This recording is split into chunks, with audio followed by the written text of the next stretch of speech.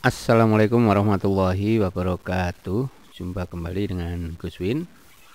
Kali ini saya akan berbagi sedikit pengalaman tentang bagaimana kalau kita harus melakukan penilaian ujian untuk soal-soal uraian yang ditaruh di dalam Google Classroom.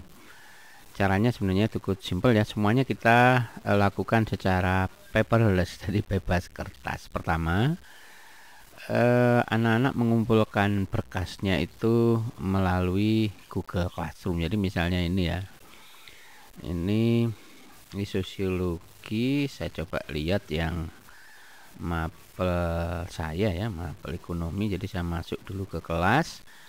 Di sini ada perintah untuk ekonomi misalnya ini. Bagaimana anak-anak harus mengisi? Kita kasih petunjuk di sini. Jadi ada petunjuknya, klik tombol buat, klik dokumen. Ini anak-anak akan membuka di kelasnya masing-masing dengan perintah ini ya.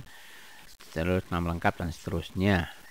Dan kita tahu di sini ada 30 peserta ujian, semuanya sudah mengumpulkan. Jadi 30. Kalau yang di sini belum ya. Kalau nanti misalnya di sini ada angka tertentu, berarti anak itu mengumpulkan tapi terlambat ya, karena batas waktunya sudah habis. Nah, sekarang kalau misalnya ini kita buka, nah di sini akan tampil sejumlah 30 anak tadi yang mengumpulkan dengan berbagai bentuk format ya, ada yang berupa foto, ada yang berupa tulisan langsung ya, ini ada yang pakai kertas binder ya, ini pakai kertas yang lubang-lubang itu. Nah, penilaiannya yang cukup praktis itu begini, misalnya kita mulai dari nomor urut absen yang kita jadikan patokan ya. Jadi nomor urut absen 1 dia mengumpulkan dalam bentuk foto seperti ini. Ya, ini kan bisa kita zoom hanya dengan tekan tombol kontrol dan scroll dari mouse ya ke depan. Ini sudah gede. Nah, nanti kita bisa koreksi di sini. Kalau kita sudah selesai koreksi ini, kita bisa memberi nilai di sini jika itu mau diberitahukan ke yang bersangkutan. Ya, ini ada 2 file ya, dia kirim ada 2 ya. Kalau misalnya nilai ini untuk arsip kita sendiri, ya kita tidak perlu tulis di sini nilainya. Biasanya kan kalau ujian sekolah, ujian yang nilainya tidak perlu diketahui anak-anak, ya nggak usah ditulis. Kalau ulangan harian kan memang harus ditulis di sini. Nah, kemudian untuk nomor urut absen berikutnya kita nggak perlu keluar dari halaman beranda, kita cukup menggeser ini. Ini sudah nomor absen 2, muncul jawaban. Kemudian yang ketiga dan begitu seterusnya sampai seluruh anak terbaca jawabannya. Jadi sudah bisa dibaca dan dinilai. Terus bagaimana kita melakukan paperless? Artinya menilai ini, memberi angka bobot nilainya tidak pakai kertas. Caranya adalah pihak panitia sudah menyiapkan form koreksi form nilainya di sini, yaitu menggunakan fasilitas yang namanya Google Spreadsheet ya.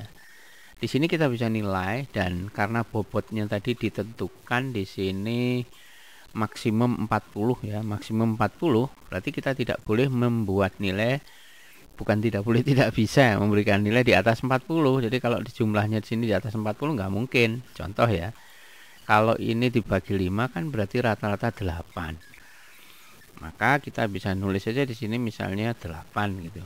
Lancar. Totalnya langsung 8, 7 bisa.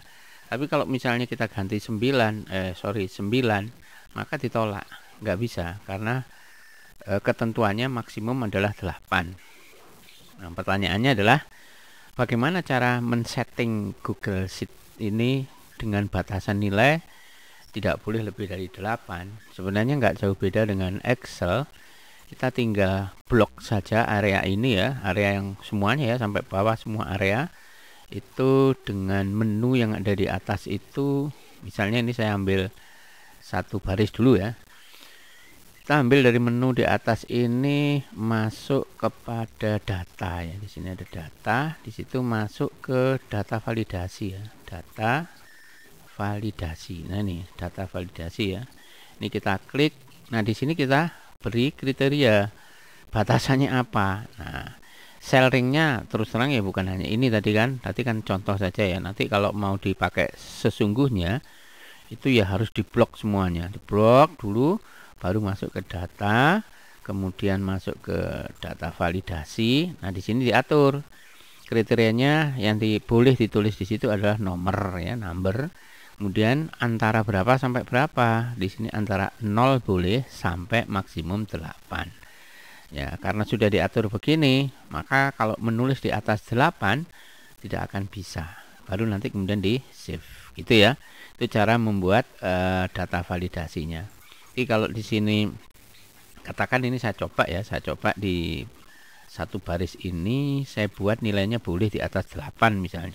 Jadi saya tinggal data di sini validasi, di sini diganti berapa? Ganti 9. Berarti bisa menulis lebih dari 8 kalau seperti ini. Misalnya saya save. Ya, sekarang saya coba tulis 9. Disetujui, tapi kalau di bawahnya ini karena nggak saya format tadi, nggak 9 misalnya di sini ya, maka ditolak. Ya, karena yang saya proses tadi hanya di sini boleh sampai 9. Karena di sini dibatasi maksimum 40, saya harus mengembalikan lagi ya. Ini menjadi 8. Nah, kemudian kenapa saya bisa mengubahnya ini menjadi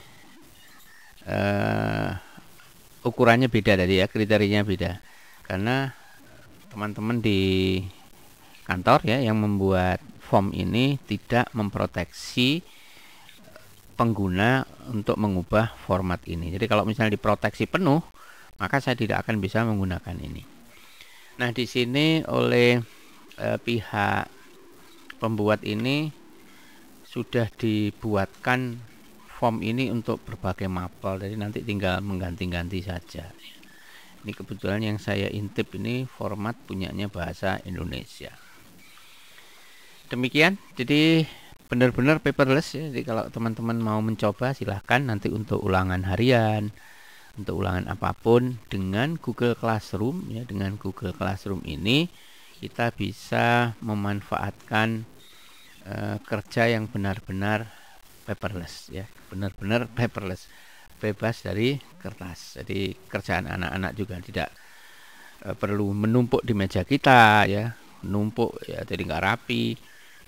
Dan dokumen di sini akan terus tersimpan selama tidak kita hapus, aman ya. Meja kita bisa tetap rapi, rapi, super rapi pokoknya ya. Dan kita tidak perlu susah-susah untuk bersih-bersih kertas setiap akhir tahun pelajaran.